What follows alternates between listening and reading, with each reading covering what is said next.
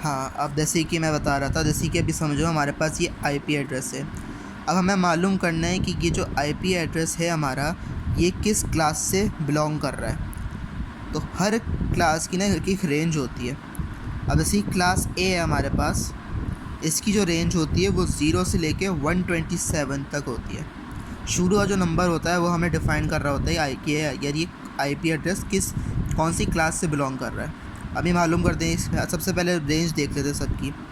Class ए की range होती है 0 से लेके 127 तक। क्लास बी की 128 से लेके 191 तक। क्लास सी की 192 से लेके 223 तक। और क्लास डी की होती है 224 से लेके 239 तक। और क्लास ई की होती है 240 से, मतलब 240 से लेके 255 तक। ठीक है, ये इसकी रेंज होती है।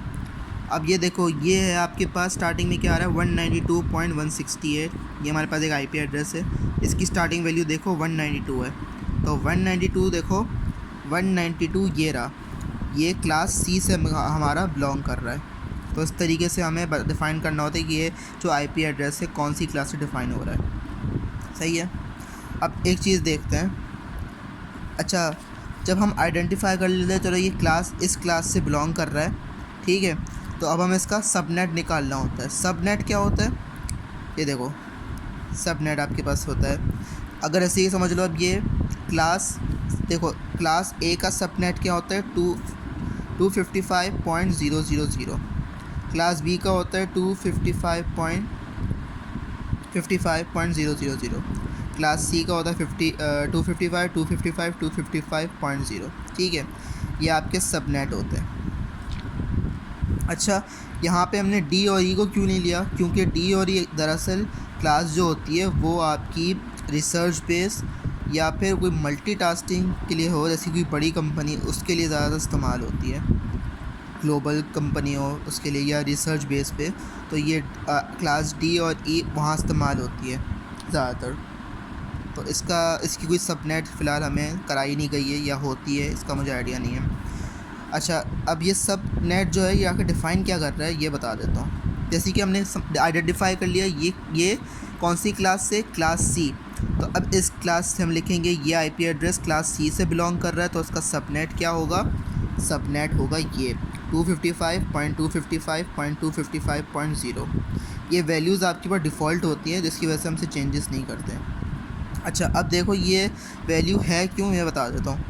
इसमें क्या होता है, जैसे ये क्लास ए है, समझो क्लास ए में आपके पास आपके पास होती है नेट बिट और 3 होती है आपकी होस्ट बिट। ये 255 जो है ये आपकी नेट बिट है यहाँ पे, और ये जो 00 जो आ रहे हैं ना, ये आपकी होस्टिंग बिट है। होस्टिंग बिट क्या होती है कि कितनी डिवाइसेस इस आईपी एड्रेस में कनेक्टेड है। ये होस्ट बिट ये शो कर रहा होता है यार इतनी डिवाइसेस कनेक्टेड है। क्लास बी है, क्लास बी में क्लास बी की आपका सबनेट ये है फ़िलहाल। ठीक है, तो क्लास बी में क्या होता है, 2 नेट बिट होती है और 2 होस्ट बिट होती है। 2 नेट बिट 255 और 00 होस्ट बिट। क्लास सी में 3 आपके पास होती है नेट बिट और 1 होती है होस्ट बिट। तो 255 और 0, ये आपकी होस्ट बिट्स हो गई। अच्छा, एक चीज़ मैं बता देता हूँ।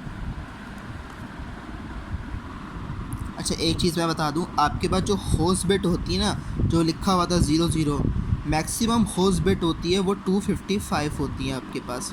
मतलब आप 255 मैक्सिमम डिवाइसेस कनेक्ट कर सकते हो। 256 नहीं कर सकते, 257 नहीं कर सकते, 258 नहीं कर सकते। मैक्सिमम क्या है नंबर, 255। इससे ज़्यादा कनेक्टेड नहीं हो सकती।